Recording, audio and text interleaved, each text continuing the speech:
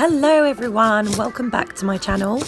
In this video I am going to be showing you how I make sausage and bean casserole, which I do in the slow cooker.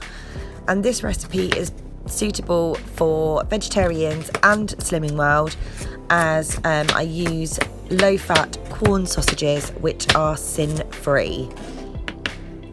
So the ingredients required for this casserole are some frozen low-fat corn sausages, a tin of chopped tomatoes, a tin of beans, I've used cannellini beans, an onion and 2 carrots, both diced, a stock cube chopped up, some salt and pepper, any seasoning that you like, and also some smoked paprika. So we're going to start by just putting all of our chopped vegetables and stock cubes straight into the slow cooker. This is a really easy recipe because it's pretty much a case of just chuck everything in, put it all together, and then just turn the slow cooker on, and that's it. Don't forget to drain your beans and rinse them because they will be sitting in the juices, which you don't want for this.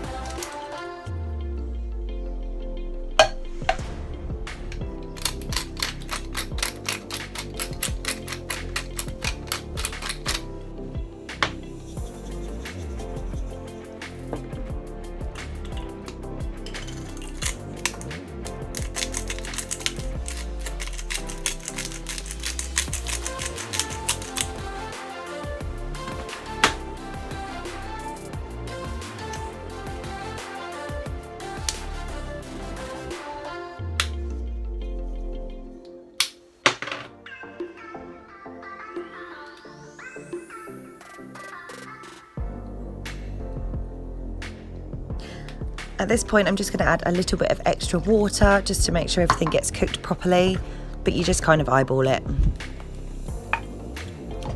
Once you've given everything a good mix up, you can then put the slow cooker on.